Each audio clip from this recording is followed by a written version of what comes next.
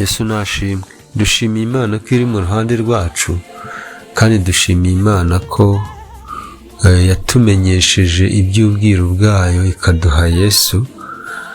Uyu munsi ndifuza ko tuganira ku nsanganyamatsiko ivuga ngo ubutumwa bwiza ni iki. Reka twifashishe ijambo riri mu gitabo mu rwandiko rwa mbere Pawulo yandikiye Abakorinto igice cya 15 umurongo wa 3. Haravuze ngo muzi ko nabanje kubaha ibyo nanjye nahawe kumenya, yuko Kristo yapfiriye ibyaha byacu nk'uko byari byaranditswe, agahambwa akazuka ku munsi wa 3 nk'uko byari byaranditswe nanone. Tugiye kuganira tureba ngo ubutumwa bwiza ni iki. Ijambo ubutumwa bwiza mu ndimi z'amahanga zitwa gospel, rituruka ku ijambo ry'ikigiriki ryitwa evangelion, risobanura ngo inkuru nziza. Inkuru nziza rero mu byanditswe byera, ubutumwa bwiza ni ubutumwa buvuga ko agakiza k'icyaha kaboneka binyuze mu buzima, urupfu n'izuka rya Yesu Kristo.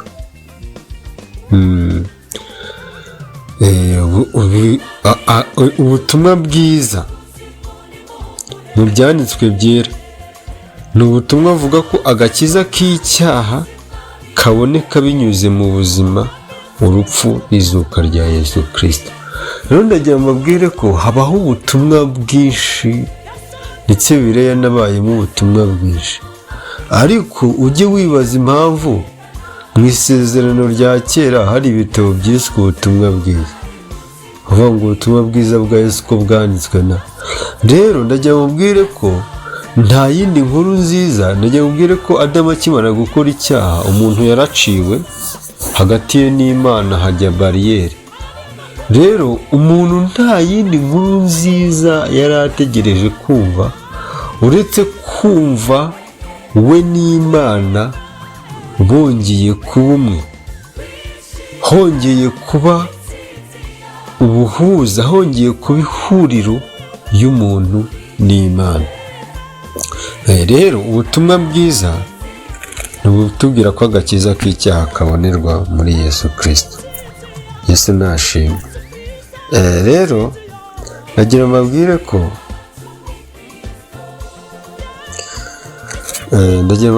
ko ubutumwa bwiza ari ryo shingiro ry'inyigisho, niryo shingiro rya Bibiliya, kubera ko hari amagambo dukunda kumva cyane mu buzima bwa gikristo, rimwe na rimwe ntituyasobanukirwe neza.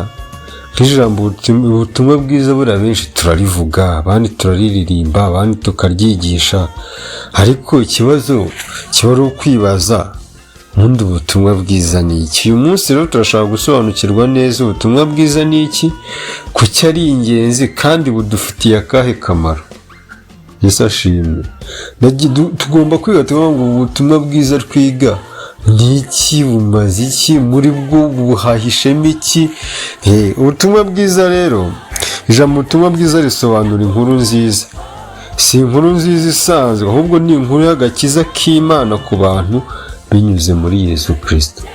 Rero ubwire ko abantu bari bari mu bubata bw'urupfu, bari barafashwe mpiri n'urupfu, hanyuma haboneka umugabo waje kudukuraho urupfu, arudukura hejuru, arangije adukura mu bubata bw'icyaha, aratubwira ngo nituweho, yitwa Kristo.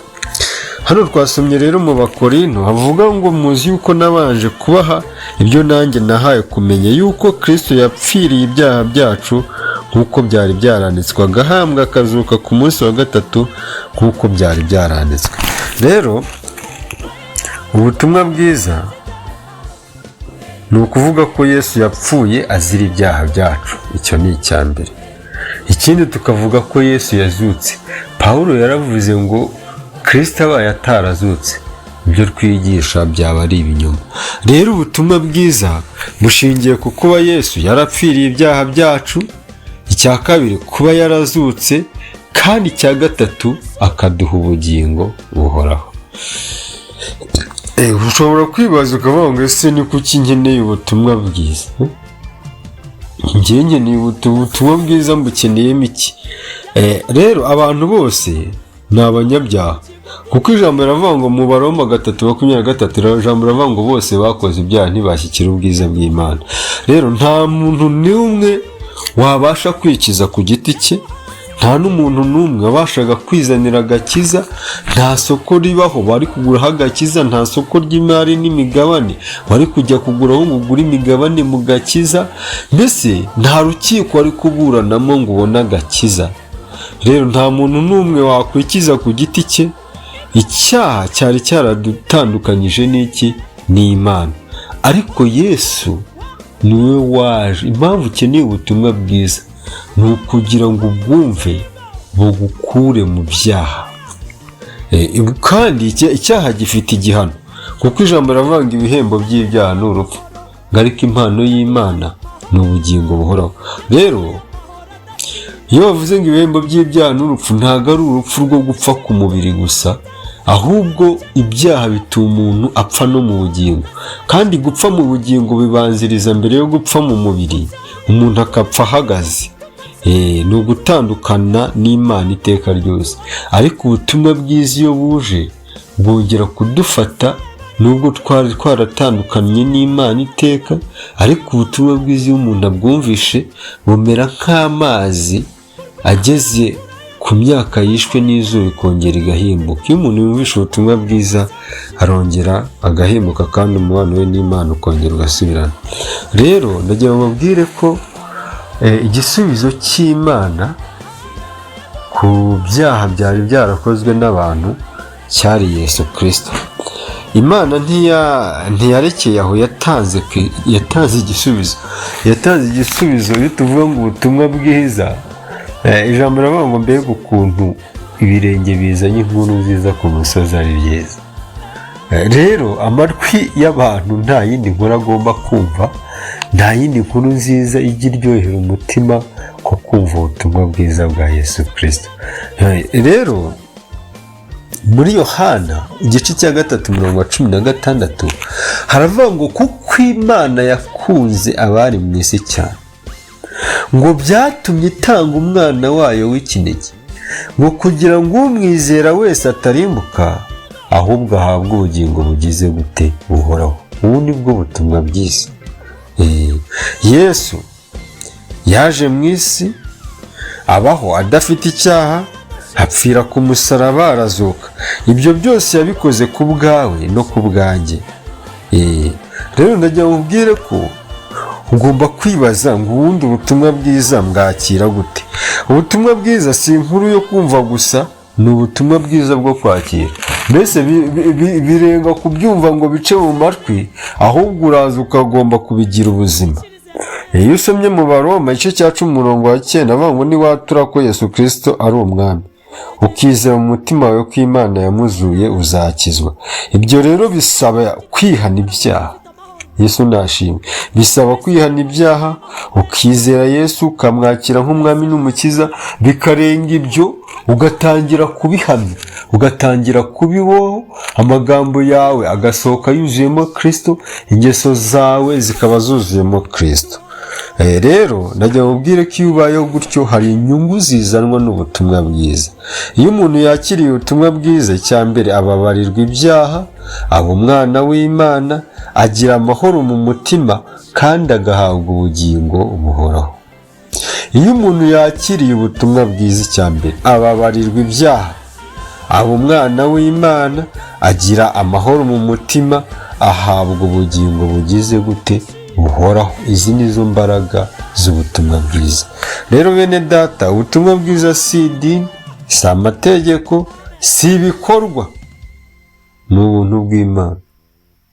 Yabwire ko kuba abantu bakora itsinda risura abantu kwa muganga ntabwo ari ubutumwa bwiza.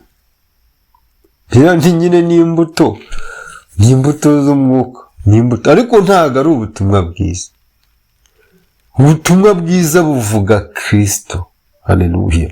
Biriya umuntu n'abantu basanzwe b'abapagani babikora, ariko ndagira ngo ubwire ko ubutumwa bwiza ni ubuvuga Kristo, ko yaje mu isi kubera twebwe, agapfa, akazuka, akaduha ubugingo. Rero nari kukubwira ko ubutumwa bwiza ni inkuru ivuga ko wari warazimiye, ariko Yesu yaraje kugushaka, kandi uyu munsi ushobora gukizwa. Rero ndagira ngo nkubwire ngo niba utarakira Yesu, uyu munsi ni umwanya wawe, witegereze ejo. Umunsi wawe ni uyu nguyu. Tugiye gusengana Imana. Tugiye gusengana Imana. Ndagira ngo nkubwire ko nta mbwirwaruhame yaryohera ubugingo bw'umuntu mu kumva ubutumwa bwiza. Nta nkuru ibaho, nta buhanuzi. Ikintu gikomeye Imana ishaka ko abantu babwirwa ni ubutumwa bwiza. Niyo mpamvu Yesu yavuga ngo mugende mu mahanga yose, mubwirize abantu ubutumwa bwiza, abazemera muzababatize.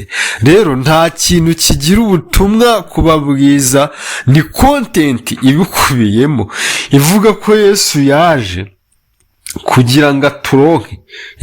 Ibyo rero bintu nibyo byari bikwiye kugwa neza imitima yacu, kubera ko umuntu yari yarazimiye, yari yaratakaye, yarataye iwabo, Satani yari yaratunyaze. Rero nta yindi nkuru, nta makuru y'imikino yari kunezeza umunyabyaha, nta busesenguzi bwari kunezeza umutima kugira ngo bukure mu byaha, uretse inkuru ivuga ko Yesu Kristo yaje agapfa. Haleluya. Rero ndagira ngo uyu munsi wakire ubutumwa bwiza, kandi ubutumwa bwiza ni imbaraga zihesha umuntu wese gukizwa, ngo uhereye ku Bayuda ukageza kuri twebwe abanyamahanga, ubu butumwa bwiza butubereye imbaraga. Wowe rero utarakira Yesu nk'umwami n'umukiza, ndagira ngo dusengane nawe wakire ubu butumwa bwiza, ukorere umurimo w'Imana muri wowe. Ngaho mfasha dusengane. Kandi nawe wari warakiye Yesu, ukaba, kuko umuntu iyo yakiriye ubutumwa bwiza nibwo bumwuzura, niyo ari kumwe n'abandi nibyo bintu ababwira. Mana, ndagushimiye kuri Imana nkuru, kandi ndagushimiye kuri Imana yumva gusenga kwacu. Turagushimiye ko wandikishije iby'urukundo rwawe. Ngaho gumana natwe, irari ry'imitima yacu rihazwe nawe. Imbaraga zawe niziganze kuri twebwe, kandi ubutumwa bwiza bwawe bube muri twe bugwiriye mu izina rya Yesu. Amen.